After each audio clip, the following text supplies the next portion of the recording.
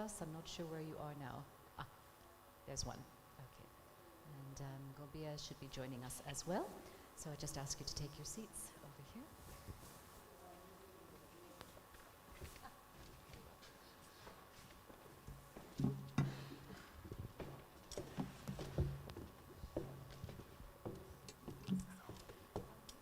Allow me to introduce our panelists from their profiles. Let me begin here next to me. We have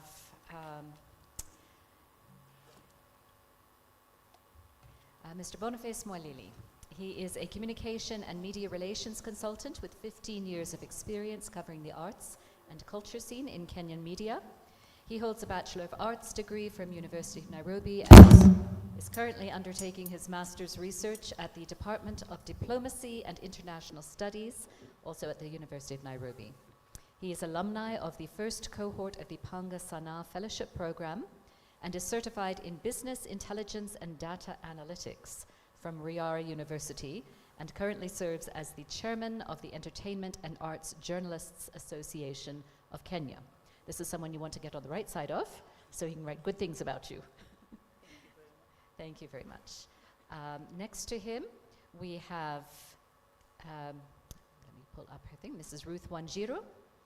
She is the director of Eugenia Park Arts and Recreation Center, which is a new space in Juja, very upcoming in terms of the space and use, and has a lot of good things to tell us. She is a trained statistician and a career private equity professional for the last 12 years. She has supported due diligence and investments in various countries in Africa. And we are delighted that she is in the entertainment space with us now. Next to her, we have Christine Savane. Yes. She is a creative film producer, actress, and social entrepreneur. She's the driving force in the field of social impact through creative arts. Her acting career spans both stage and film, with notable roles in films like Soul Boy, Ndoto za Elibidi, Misisi, and Sense8. These performances have made a meaningful impact both locally and internationally. She was the production manager in the acclaimed Watu Wote, which garnered recognition at the Student Oscar Awards in 2017 and received a 2018 Academy Awards nomination for the Best Live Action Short Film. For over a decade, she was the production manager and producer for Safe Kenya, an NGO that uses street theater to drive social change. Her diverse roles as a producer and actress underscore her dedication to using the arts as a tool for societal change. In 2006, she helped set up the Anos Africa Children's Arts Program with B. Gilbert in Nairobi. It offers creative classes in dance, ballet, drama, music, acrobatics, creative writing, and visual arts for children and the youth in schools in Majengo, Nairobi. This pilot developed into yearly intensive workshop sessions, and in 2008, the Berlin-based charity One Fine Day, EV, joined forces with Anos Africa and started a continuation program to the workshops. And it now runs weekly creative classes in Kibera and Mathare throughout the year. Working with phones. Since its inception, Christine has run both the Anos Africa and the One Fine Day creative arts programs. In 2017, Christine founded the Kenyan CBO, Anos One Fine Day, as an affiliate to Anos Africa and One Fine Day as a sustainable measure for the children's creative arts program. This initiative ensures the continuation of the children's creative arts program and preserves a legacy of artistic and social enrichment. In 2023, Anos One Fine Day reached a new milestone by founding a professional art center in Kibera. So there's a lot of very practical things going on there. And then finally, we have Benson Gobia, who is the Executive Director of KitFest Trust and a lecturer at KCA University.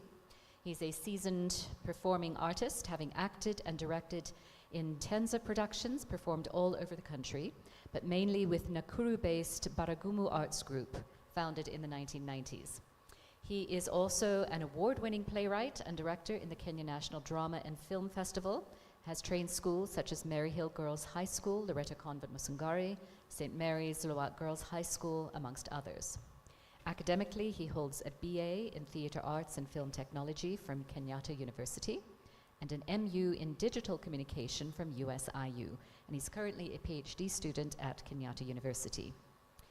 He's well known for the establishment of the Department of Performing Arts, Film and Media Studies at KCA University, which he chaired between 2019 and 2022, championing a practice-oriented model to learning and assessment, which has led to the institution being recognized as a trendsetter in arts education.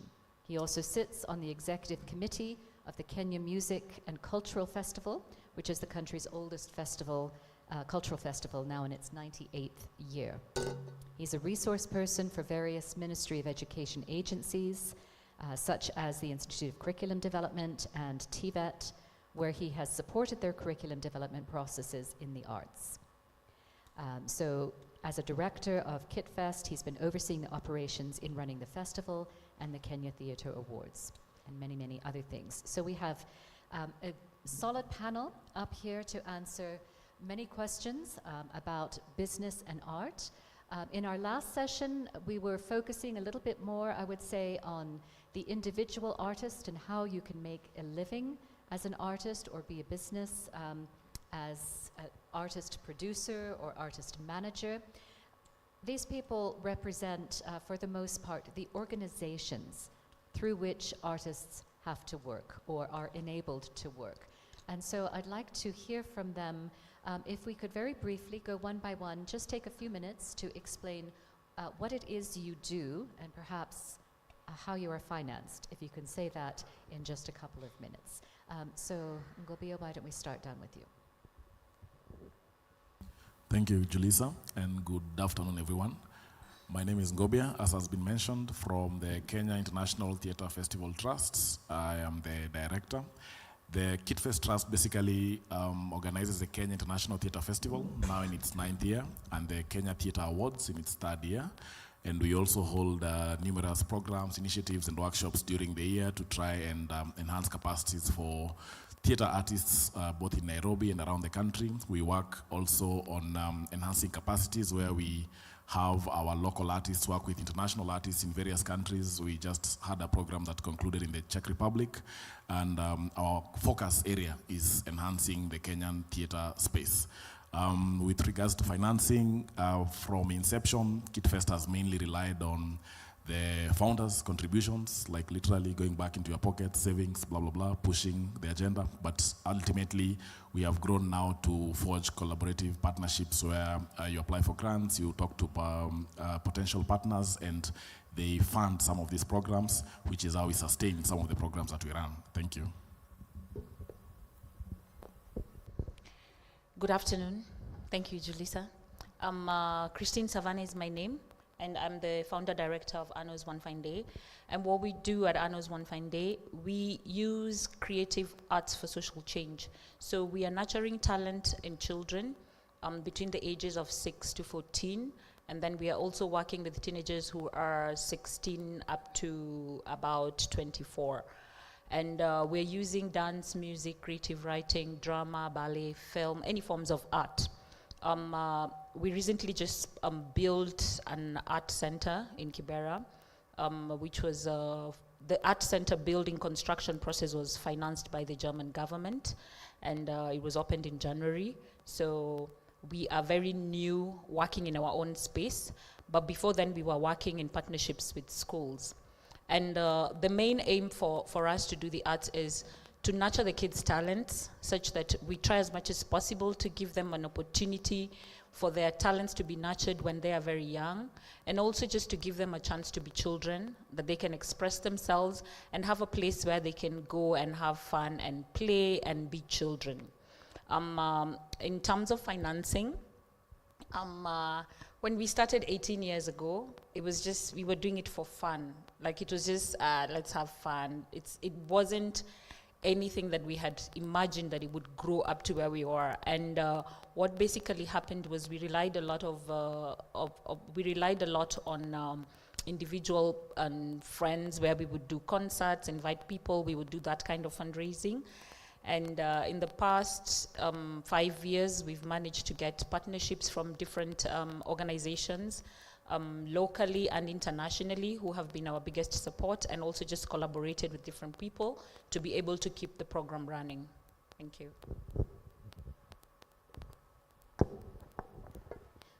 Thank you. My name is Ruth. I'm a director at Eugenia Park Arts and Recreation Center. This is a space that was launched a year ago. I mean the recreation side of it, but the art side of it was launched this year in February.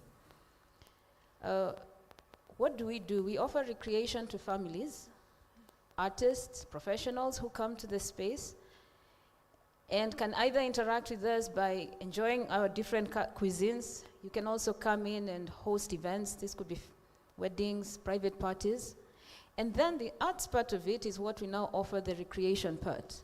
Meaning if you come for recreation and you need to watch or enjoy an art show, then you get an opportunity to enter and experience it in the amphitheater. The reason we did this is because from a beginning of the concept, we realized we could not expect art to sustainably support itself from the word go. So we built complementary services around it. And those complementary services are the ones that are allowing the art space to continue to exist. So we are financed first, it was through founder equity, and currently it's through working capital. Thank you. Good afternoon, everyone. Yeah, so as she mentioned, my name is Boniface Mwali, and I come from a communication background. I've worked in the media for about 15 years now, and I think I will speak in two different capacities. First, I'll speak a little about the Entertainment and Arts Journalists Association of Kenya, which is the organization that I currently chair, and what the association does, or what it's about. We were established in 2016. We are officially accredited by the Media Council of Kenya as an association that brings together journalists who cover arts, culture, lifestyle, and entertainment across all the different media houses in the country. So we have, members in all the various media houses, from, your mainstream traditional television and print publications and platforms, to independent bloggers, to even influencers and radio presenters, and all across the spectrum. The focus of the association has been to really bring together the journalists or media practitioners who cover this space, so that we can be able to articulate the interests and issues of the arts and culture space in a coherent and sort of structured manner. Yeah. What many of you would not know is that, and this is coming out of our association itself, is that at least 3 out of 5 journalists that you'll meet out in the field are actually independent journalists. They're not employees of the media houses. So they either are freelancers contributing content to the media houses themselves, or they run an independent platform. They have a blog somewhere where they publish this content. So as an entity, we look at how to enable these practitioners to, first of all, be more professional, because media as an industry has some standards by which you have to adhere to. So we look at how to preserve that within the space, but also how to build the capacity of the media practitioners. So we do this through trainings. I saw Mr. Owase here earlier. We do a lot of trainings with the Kenya Film Commission and the Media Council of Kenya to enhance the coverage of that space of film production, and ensure that journalists who cover this space are able to present it in a way that actually adds value to the space. We also do mentorship programs. We onboard journalists who are coming out of learning institutions and getting into the practice, and link them with people who have been working in the industry longer, so that they can develop those competencies and networks that they need. So for any of you who's perhaps interested in pursuing that as an area of practice, feel free to see me and I can guide you on how to become a member. And finally, we do a lot of networking events. We host networking events that link media to industry, so across the board. And this is also our sort of revenue stream, because I think you indicated what are the ways through which we raise revenue. So as an association, we raise revenue primarily through two key ways. First is through memberships. So our network of journalists actually have to pay to be members, and that forms the primary pool of funding and through which we operate. So this is renewable membership, and that is sort of it's like the seed fund for our activities. It's what, when we start the year, we look at, okay, what is our membership funding looking like, and then what do we need to do and grow that, and seek other sources of funding, which is the other aspect of how we raise funding, is through partnerships. So we do a lot of partnerships with the various institutions within the sector. We host events between, that are aimed at linking journalists and practitioners. So through these events, we're able to raise revenue. And I think this is a way that a lot of people working in the arts and culture space operate as well. So events and partnerships. But then in addition to that, myself, I'm also a consultant. So consultancy as a practice also is a way through which a lot of media practitioners earn an income. So you're able to package the skills and knowledge that you have and offer them in the market. So I think for me that's important, because then it sets the context of the conversation that we'll have here today. Thank you so much. Let me throw this out to the whole panel. Answer as you would like to. And I think you have begun to answer this question, and perhaps we can take it into some further specifics, which is, how do you build a financially viable performing arts organization? What are some of the costs that need to be considered? What are some of the most important things you can do to help assure the financial viability and sustainability, besides just asking for donations? Ruth? Okay, that's a good question. Now, financial sustainability is an outcome, it's not a foundation. They say that when you look at a fruit tree, the last thing that grows on it is a fruit. And the fruit, in my definition, is the financial sustainability of it. So what is the foundation of financial sustainability? I define it. I'm not saying it's the go-to definition, but it's my definition, is that it has 3 pillars. The first pillar is social capital. These are the visionaries, the actors, the content developers who come together and believe in a product or a service and are willing to build it and make it available to the market. So the second pillar of sustainability is the market. And getting to the market means you're able to communicate your value to the market that then responds and sets a value on your product. Now, if I may use my private equity background, we say valuation is a perception, it's not real. You could look at something and give it a price of 5 million and someone else would say it's 10,000 shillings. So what makes the difference is how you are able to communicate your value to the market that is going to pay for it. That's the second pillar of sustainability. So if you have the social equity, the people who have taken the risk to build it, and then you are able to communicate to the market, then the market communicates back to you by paying you. And therefore, that's why I say financial sustainability is an outcome. It's not a foundation. So to build art organizations that are sustainable, you have to learn how and figure out how to build all these three pillars and make them work in perfect harmony.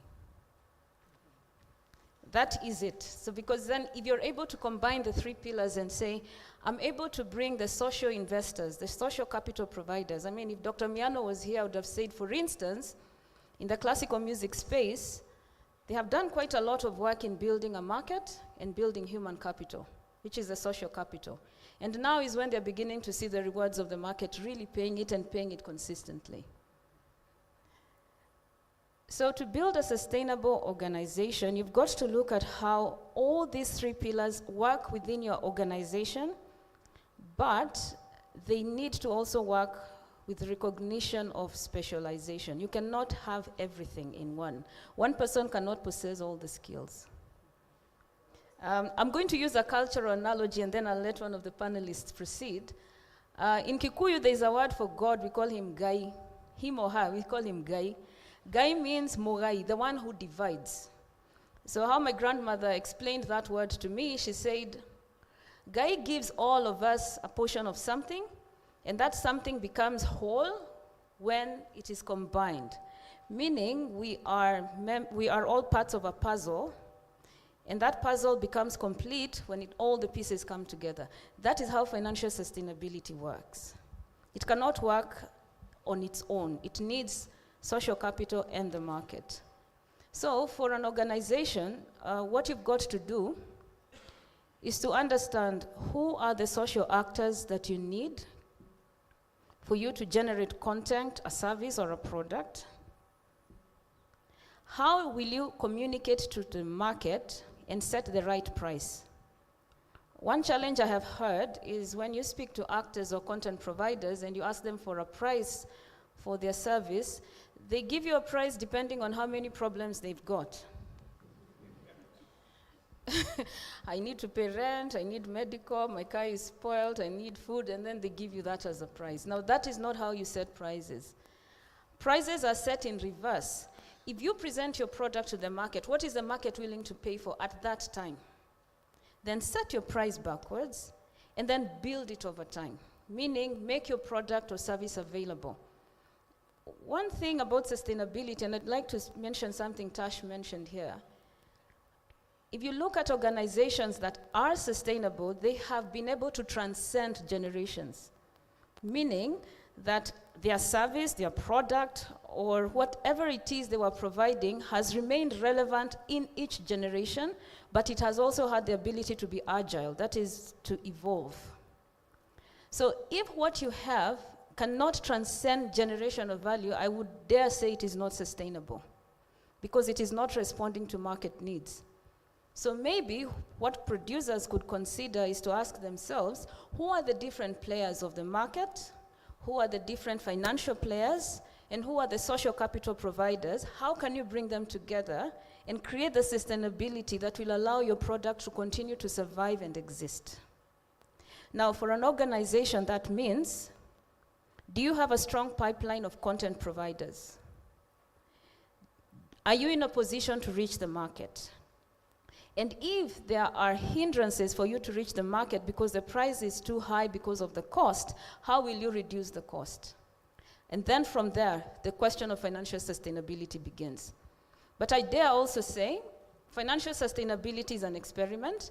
You've got to be willing to experiment in practice and then give it a try. And only through continuous improvement do you really achieve it. I've said a lot. A lot of very good things. Thank you so much. That was very thought-provoking. Thank you. Does anyone else have something to add to that? Yeah, sure. I think she's mentioned something that's very critical, which is the market.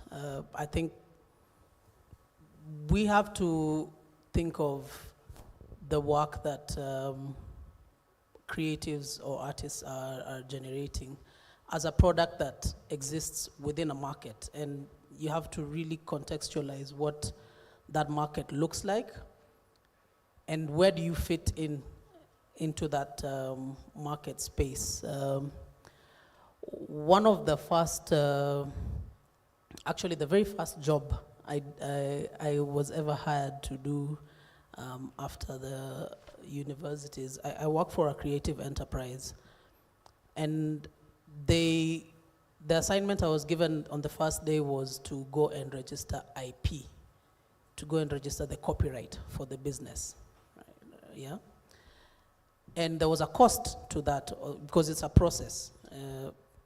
There was a cost to doing that, to the registration of the IP. And it took some time to get that done, but then that became the foundation of the business, because this was a totally new venture that the person I was working for was setting up. But the very first step, which to date, when I look at where that business has gone, where it is today, it's one of the biggest events companies in Kenya today. But it was because of that original step of knowing that we are a business that operates in the creative industry, and the creative industry requires you to have intellectual property for you to have a product that can actually be considered valuable in the market. So that is very critical, because once you understand that as an essential of the business, then you are able even to develop a creative product that understands or that locates itself within a certain ecosystem.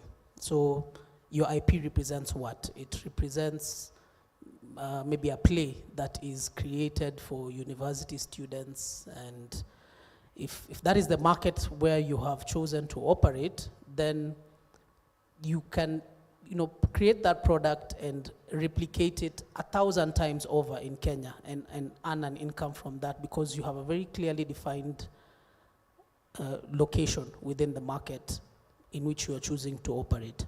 So I think that is very critical. Number one, understanding what is your product and who is it being made for, and then how do you set the foundations of the business in which you're operating, so that it can thrive, it can grow from 0 to 1 to the next step.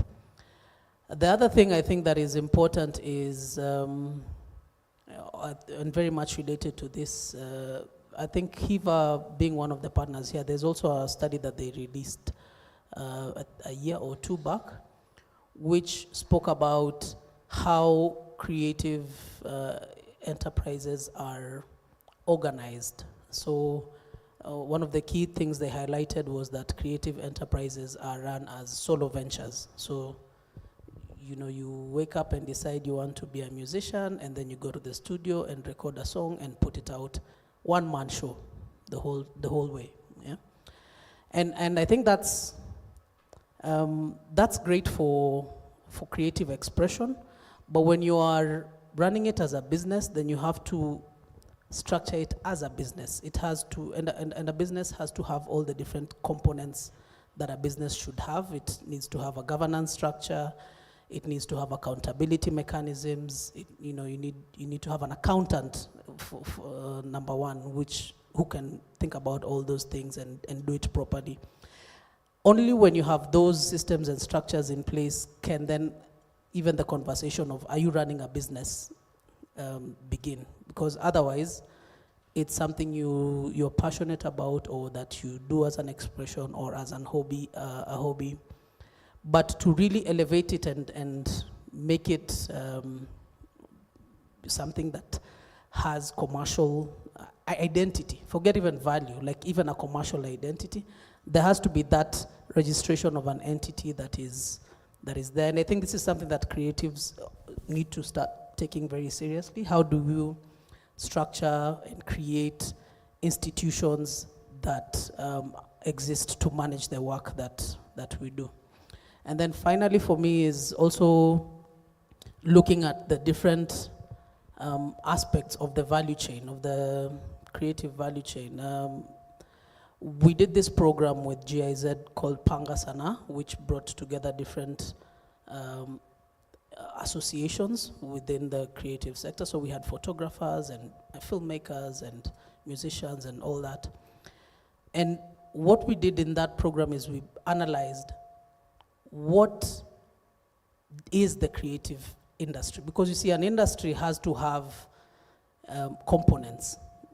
You have to start from how does it begin and how does it end? So again, when you think about the inputs or even the gains that you make out of it as profit, you have to position them within the value chain from what is the point of creation, what goes into creating the work that you are doing, if it's a script or a skill that you need to develop. What does it entail?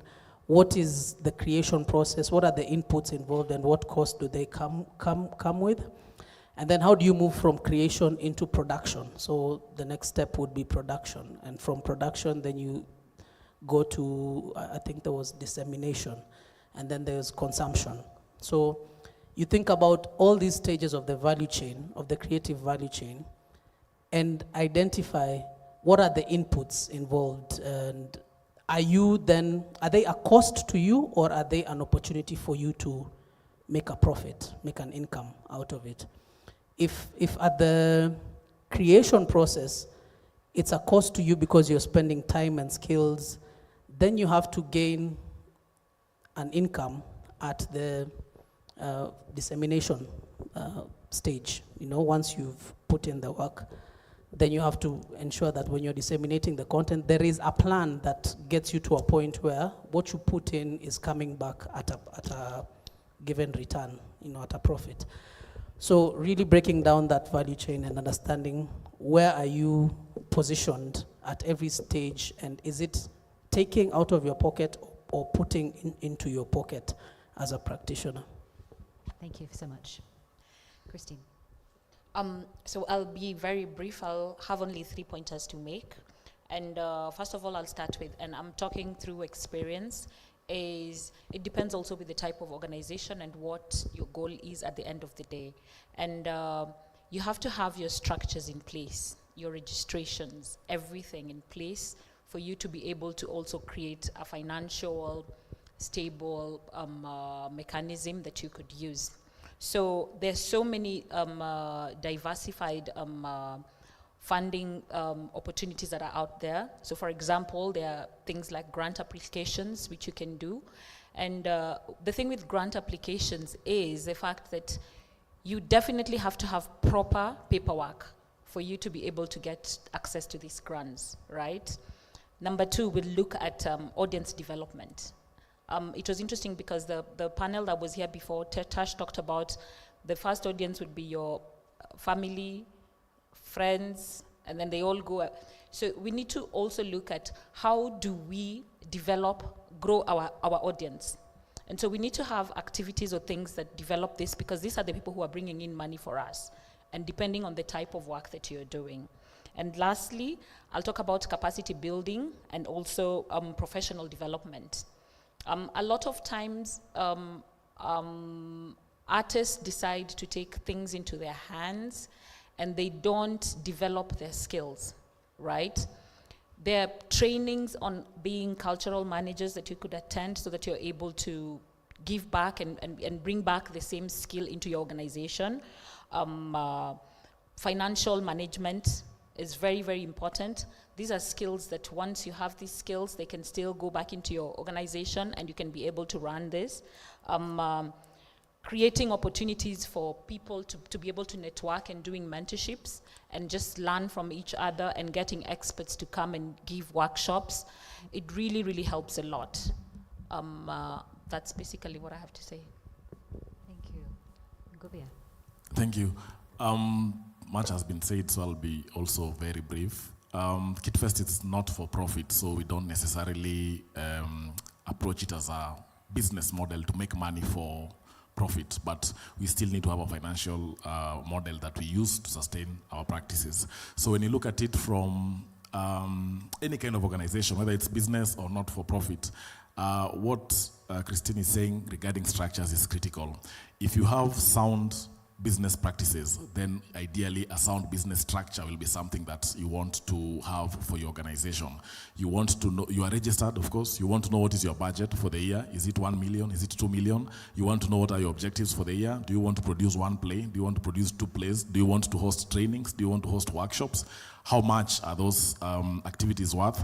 Where will you get this money? Do you need the money like in cash form, or are you going to work with organizations to collaborate and get resources that are not necessarily financial resources, but remember we are talking about a financial business model. So ultimately you need to find, or rather to establish, where will you get funds for this. So when we talk about the arts as a business, ideally, if we approach it as a business from the very onset, where you have registered it as a business, now I'm speaking as a producer, and you know for the year you want to produce 10 plays, this is the budget for a play, 100,000, 200,000, where do you get the seed capital? Ruth talked about social capital at the very beginning. I think for most arts organizations, social capital, the community, your audiences, they form the critical masses that will invest in your very first products and services, your very first plays, the audience you have, the guys who initially volunteer to come and work in your productions. A point has been made by several panelists about those people who run things solo. Initially, maybe you might want to run things, you are the peke yako, mtu moja production, the way most artists start. But at some point, you have to diversify. You cannot be the scriptwriter, the producer, the director, the actor, the marketer, the graphic designer, the stage manager. You cannot do all these things, because now what you're trying to do is go against what you understand is the role of an entrepreneur. At some point, even entrepreneurs, the guys who run shops, the guys who run service businesses, and so on and so forth, you have to diversify and bring people on board. So social capital becomes a critical element, because once you know these are the number of people I'm working with, these are the objectives that you have for the year, then you start seeking the financial opportunities that are available for you. Are they grants? Are they donations? Are you going out there to sell tickets in advance? For example, we've seen shows where you say this is your intended budget, or rather this is your intended budget, 100,000. You sell tickets for 100,000 even before the show, because you have social capital. People are relate with whatever product that you're having. So what you're having is by the end of the day, when people come to the hall to watch your performance, you already made your money before the performance even started. These are innovative business models that we can be approaching. So social capital, community, and sound business structures, I think, are some of the core things that we need to appreciate if we approach art as a business and see where that takes us. Thank you. Thank you so much. These are excellent thoughts. I'd like to, at this point, open it up to questions from the audience so that we can have a few rounds of questions before our time is up. And I'm sure this has triggered many thoughts. So if we can take, let's begin with three questions from the audience that can be directed to any of the panelists. And then as time allows, we will go for another round. So I don't know if we can get microphones. Thank you. And if you have a question, just go ahead and raise your hand so we can get the mic to you. There's one over there. And there's one over there. And let's take the third one. Is there a third question? And one down here. So we'll start with these three and then move on. Who has the first mic? Right there. Okay, good afternoon, everyone. I have 3 questions. My name is Alan Shioso. I'm a performing artist and a proprietor under Tone Tenors Entertainment. So I have 3 questions, if you don't mind. The first one is, what framework has KitFest put in place or intend to put in place to scale theater from a microeconomic level to a macroeconomic level in terms of building capacity? The second question is, how can we create a need of theater and not basically from being a want? How can we create a need for theater and performing arts from a corporate perspective, consequently like creating a sustainable creative economy, because that is the elephant in the room so far as theater is concerned. And the third question is, what's the corporate role in commoditization of Kenyan art and culture on a global spectrum? Thank you. Thank you so much. Let's move to the second. Yeah, my question will go to the Kenya Cultural Center when it comes to how to structure, how to structure become hard when you have already funds. I'm talking about the copyright and intellectual property. There are a group of artists who are based here. They always perform every Friday. That is Sarakasi. And these groups, most of the items they perform on Fridays are copycats, things that have been there all time round up to today. They don't go beyond or deeper to create the new production on themselves. When you sing about Mwana Wamberi Wayae, Mwana Wamberi, whose intellectual property is Mwana Wamberi Wayae? If I may ask, every Friday I come here is Mwana Wamberi. Every Friday I come here is Mwana Wamberi. Is it their intellectual property? No, it's not their intellectual property. It means that they need to take deeper to be to have that civilized mind to create. So, if Apapuna Mwamba was here and give out 176 million shillings, you understand? This goes to artists. How do you utilize this money for this young man and just to make them understand all this processing? We are performing here, but we don't know our intellectual properties and our intellectual rights. Thank you. And then our third question was down here. You can get the mic. Go ahead and raise your hand again.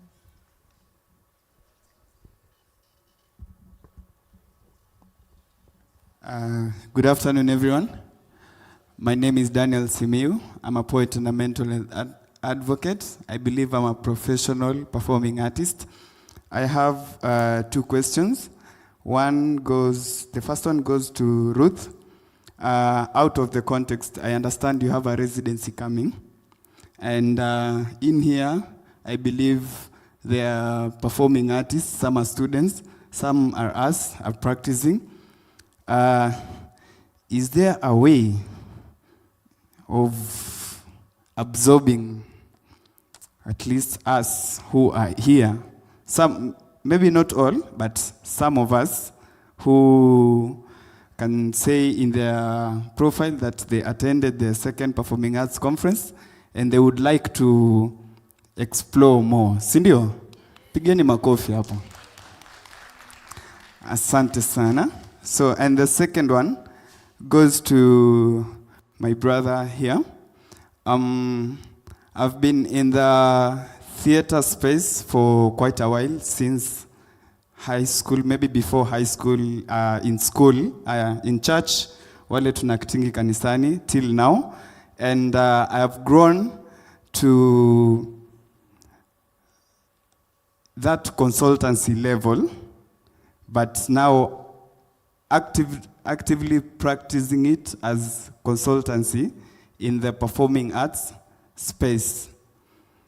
Is there hope for Gen X and millennials to believe in Gen Z, for us to conduct maybe conduct performing arts conferences here, or to consult in some of the things? I hope hiyo swali imekuja hapo. Najua nimeipatch. Sindio? So, thank you so much. Just to clarify, Simiyu, are you talking about hope for being paid for consulting or hope for being allowed to consult? Money doesn't come first. See my work, just like Ruth said, it should be the other way around. Let me give you the services.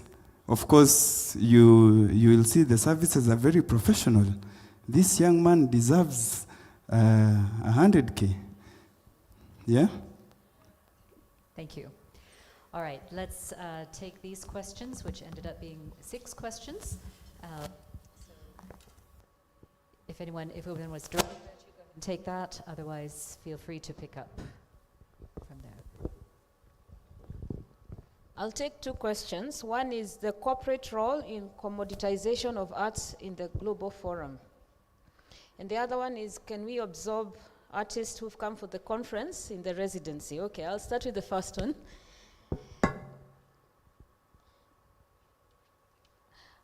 Question is, first, who do we define as a corporate? I mean, KCC is a corporate. Government, maybe not private, but it is a corporate. So how has it helped to commoditize art? It's by giving it a platform for it to meet the market. But I think the question, I would assume, means, can you commoditize it such that we can transact value through it? I would assume that's the question. Okay. Now, corporates can play a role by helping art organizations and artists to build business structures through which that value can be communicated. And it's communicated through finance. Because I look at money as a communication tool. Money is not real. Sorry to say that, but there was a time we used to pay things in cowrie shells, we pay in cards, bitcoins, paper, silver, so it can be anything. But the value, the means through which we communicate that value is what we define as money, and it evolves, right? So corporates can help artists and art organizations to build structures, and for instance, that is what our residency will be doing. But corporates can also help by linking you to markets. So for instance, could we challenge Safaricom to create a platform, because it has all these customers, for us to be able to commoditize theater?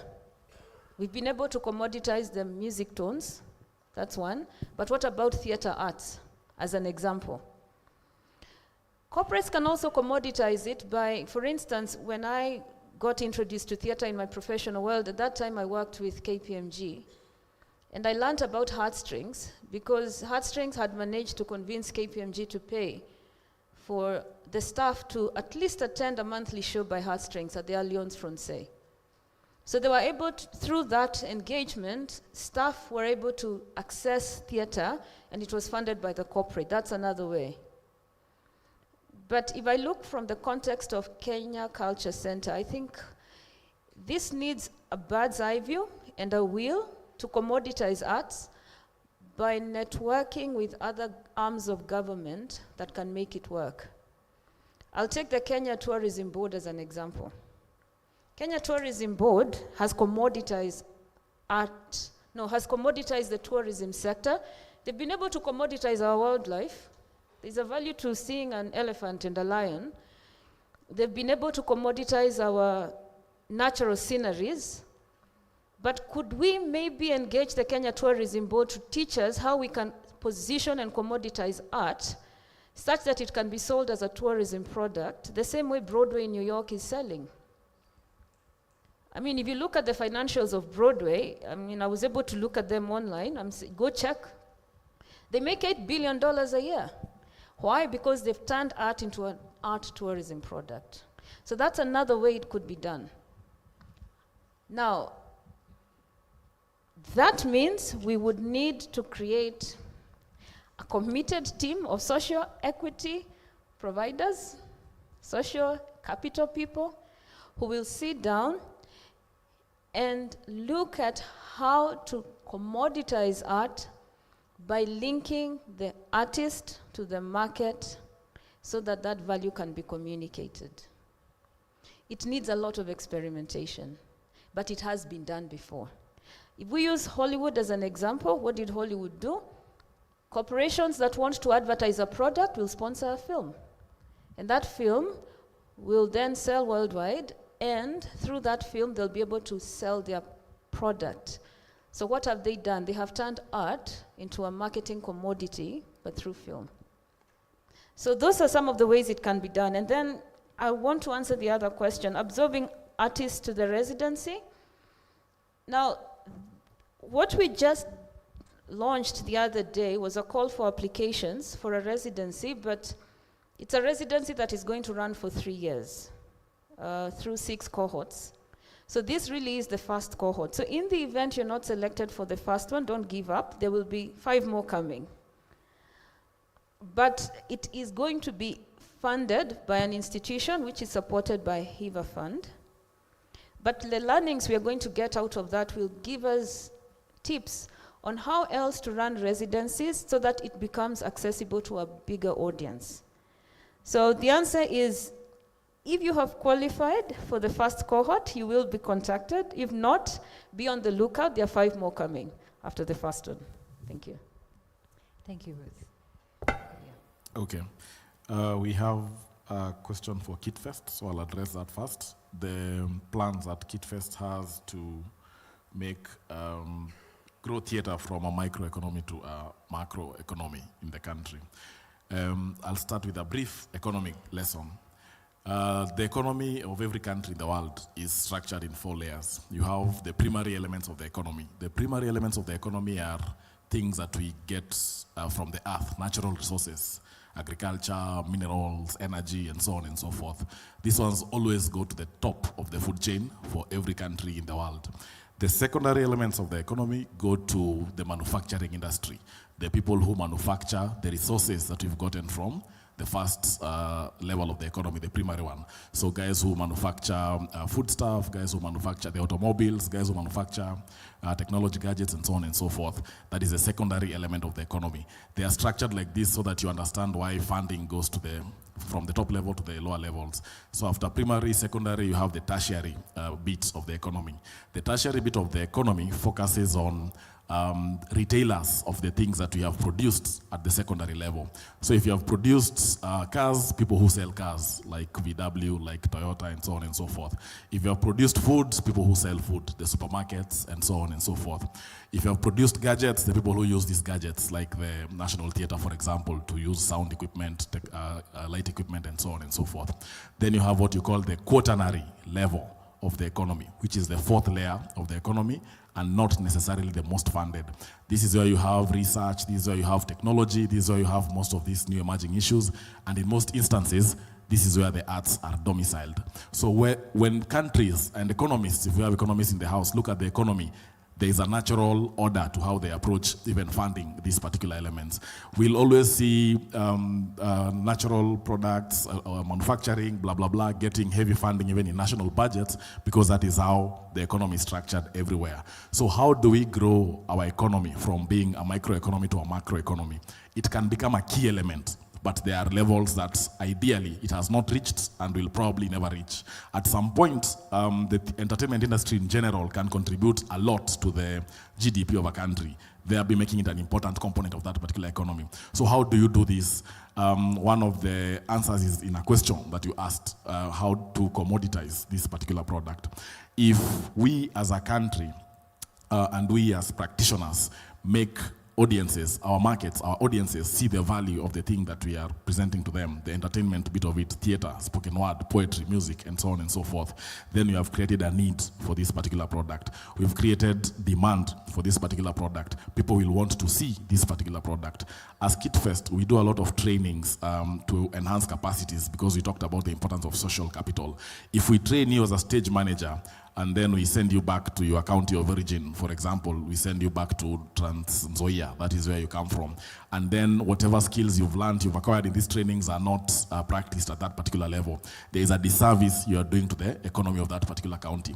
If you apply for our program and you are from Kilifi and you come and you train you as a director and we anticipate you're going to take back these skills and improve the theater space in Kilifi County, and we don't do it, then again we are doing a disservice to that particular county. So if we do not have enough empowered and trained social capital, or rather the people who are now going to be the partakers of this particular industry, we don't have the lighting technicians, we don't have sound technicians, we don't have all these people, it is difficult for them even to go back to their places of origin and advocate for proper lighting equipment, proper sound equipment, because they don't necessarily know, they don't have these skills, they don't have this knowledge. Christine at some point talked about us training cultural managers. We have trained a lot of cultural managers. Cultural managers are people who manage even cultural groups at the very basic level, not even at county level, at your ward level, at your constituency level, and we anticipate that these skills, these best practices that you come and learn here, that are practiced by top performing groups, for example, in the country, we anticipate you are going to practice them down there, because at the end of the day, we are looking at professionalism. If we have professionalism across the spectrum, then we have a sector that is thriving, we have an industry that is thriving, we have something that we can approach the people and tell them, this is a profession, this is not a hobby, this is what we do for a living, we are asking you to invest in it, we are asking you to purchase a product, we are asking you to purchase a service. So we have the potential to increase the scope of the theater industry and say that it has grown from this small part of the economy to a bigger part of the economy.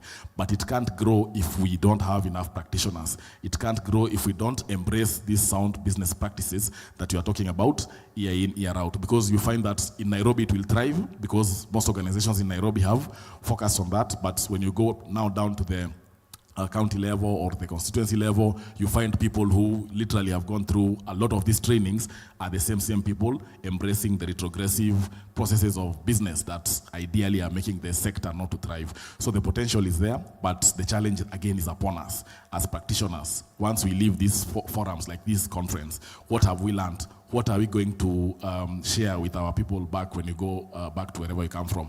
How are we going to enhance the practices of our performing groups, of our production companies when you go back to our organizations of origin? The other question that I'll briefly touch on is, and it's related to that, somebody talked about same performances and who owns IP for some of these things. Ruth has talked about how the Kenya Tourism Board can commoditize or can make theater a priority or an export, for example. I call it a cultural export. Some of these songs or dances that we own that are not necessarily, the IP is not owned by one particular person. It's probably owned by the community or a cultural entity and so on and so forth. These are the elements that we need to enhance for us to be able to export them or package them as cultural exports. When you go to the coasts across the year, you find most of the hotels, they're engaging people who are dancing the same dances, the same songs, in the same ways, the same costumes. But for this particular subsector of the creative economy, that is what sells at that particular time. The hotel wants you to come and dance this Maasai dance like this. They don't want you to change it at all. And that works for that particular sector. But if we are looking at people who are beneficiaries of initiatives, like you said, I think there is truth to your comment where we need to diversify. We can't always have the same old things. That is working for that particular subsector, the dances and the tourism subsector. But when you come here and you're a trained you're a dance cultural group, you have gotten new skills in choreography, in dance, and so on and so forth. Are you able to create new work that you are then able to sell to your new audiences, and we get to have more cultural exports, so that even the tourism board, if they decide to partner, they realize it is not the same old dances that are there, it's not the same old practices that are there, but there are new things that you can actually sell to the international market. So at the end of the day, I think for us, it's as a sector, as practitioners, we need to refine the things we are doing, we need to refine the practices that we have, we need to refine the structures that we have, and look at the market as an audience, and look at our products as cultural products that can be sold not just locally, but also internationally as international tourism exports. Thank you. If I may. Yes, and let me just say, I think we can take maybe 9 more minutes before we need to break. Okay. So if you look at organizations that have successfully commoditized art, one thing that's clear is that they ensure the product is always available. If I go to the supermarket to buy milk, and today it's there, tomorrow it's not there, the other day it's there, what ends up happening is, as a consumer, I look for another product that is always available. So art organizations can support by allowing artists to have a continuous flow of their ability to meet the market. Either the Kenya Cultural Center, I could challenge, have a schedule such that if I want to take a tour to Kenya, I can go on your website and book a show next year. Because it's predictable and available, then the market will learn you and will pay for it. That's the level of organization I think we need if we're going to commoditize art. The other question will be pricing. How will we price? So if price is a function of cost, yet price is determined by the market, could we break down the different costs and ask ourselves, how are we going to financially engineer them so that art is made available? So if I have a good art product, but I'm not able to bring it to the theater or any other space, because maybe the entry fee is too high, Could the institution partner with me? We both sell the product and share in the revenues. That's challenging, but it needs experimentation. If it can be done, these models have worked elsewhere. And I want to think that Kenya is not behind. We can do it. Okay. I'll build on what has already been mentioned. I really like the conversation around tourism, because when you look at who are the consumers of art and culture, who places the most value, because that is where need versus want comes from. Who places most value on art and culture as a product? If we're honest with ourselves, it is in, where this art and culture is not commonly available. If an Isukuti dance, for example, in Western, there is oversupply of Isukuti dancers, right?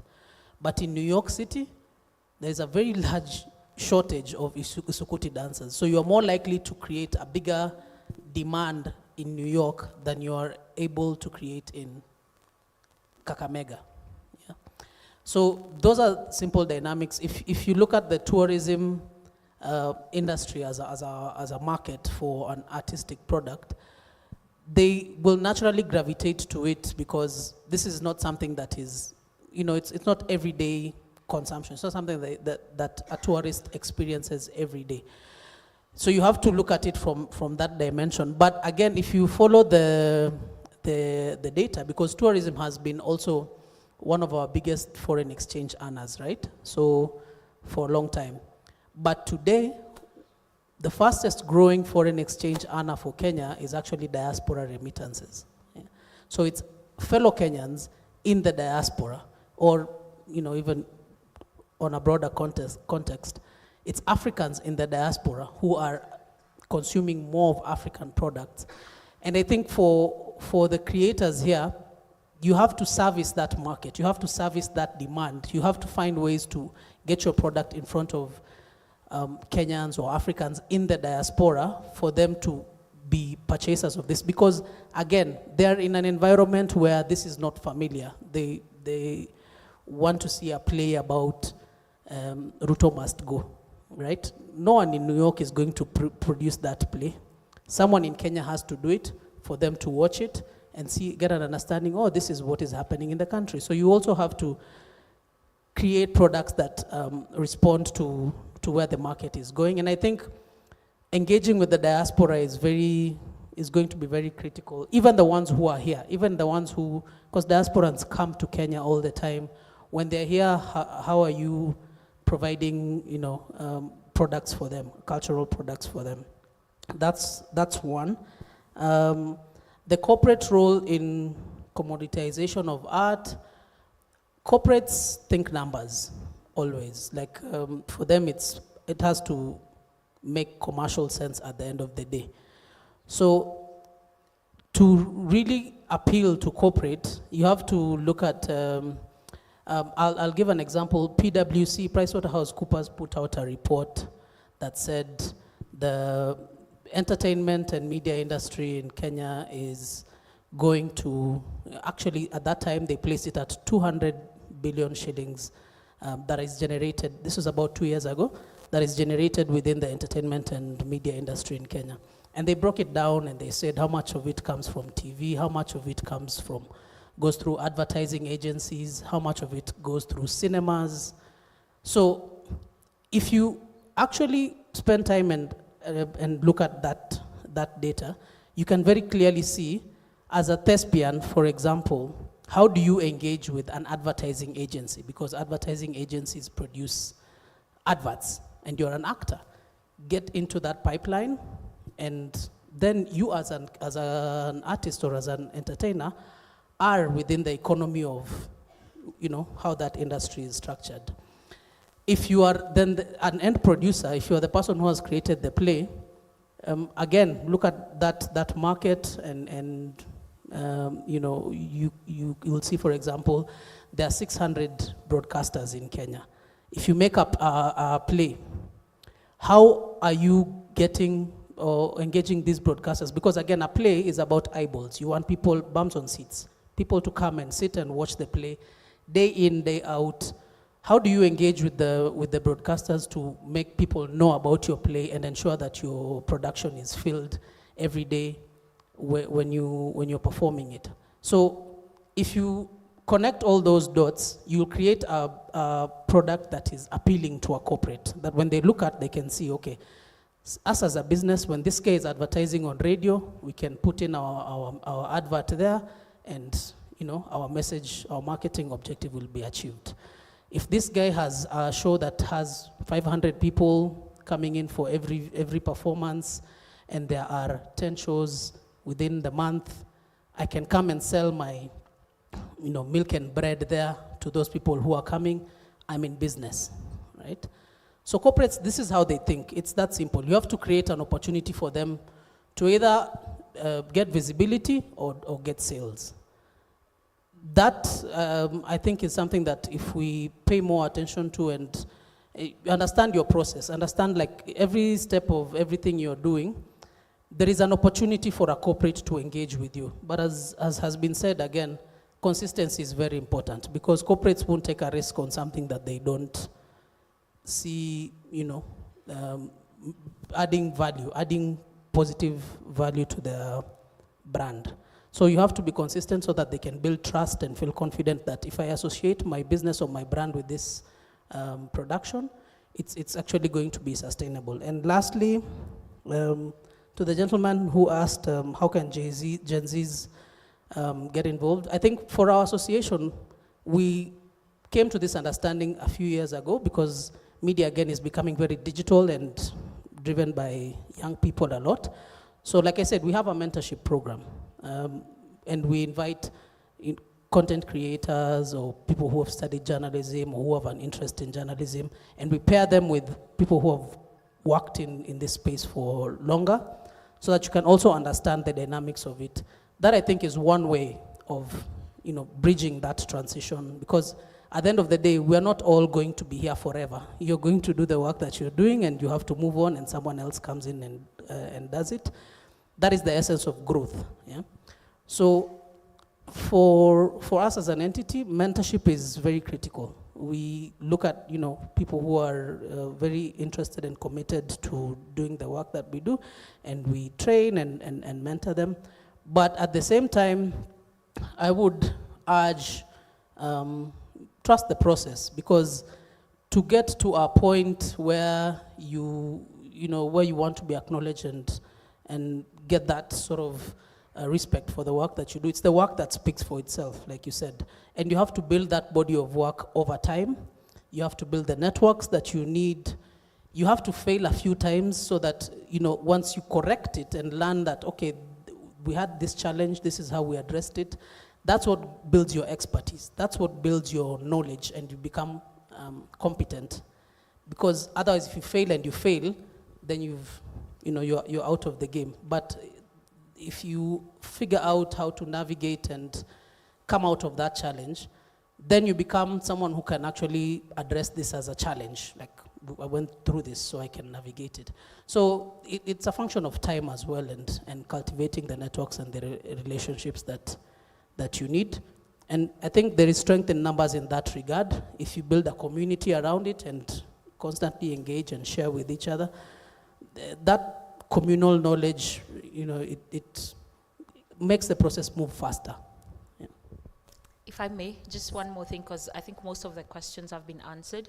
And I would just say this, for those who are doing arts for social change, because that's, for me, where I'm coming from, there's also ways that you can develop projects that highlight such issues that are able to change communities, because there's a lot of money in the from the social responsible investors that bring in projects, because then they're able to see if communities are changing and this is where they are doing their businesses, then they're happy to put in money into the arts. So this is a social impact that one can also look into.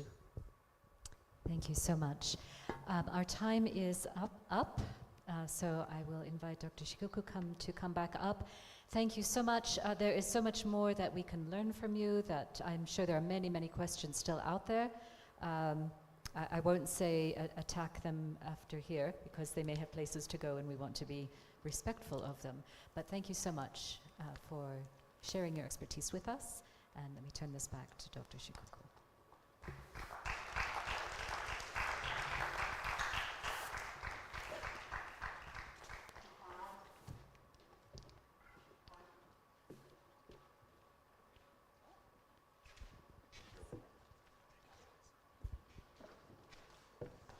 Thank you, Ben.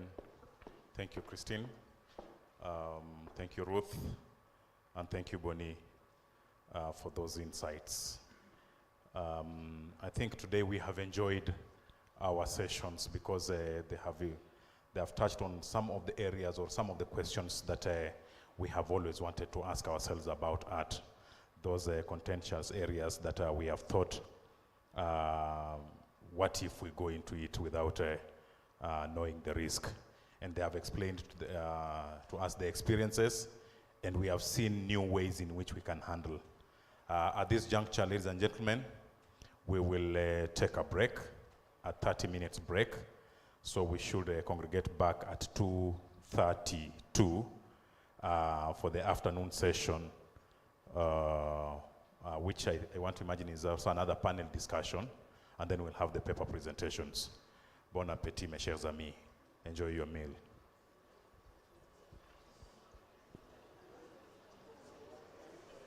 Just as the morning, those who went upstairs, please go upstairs.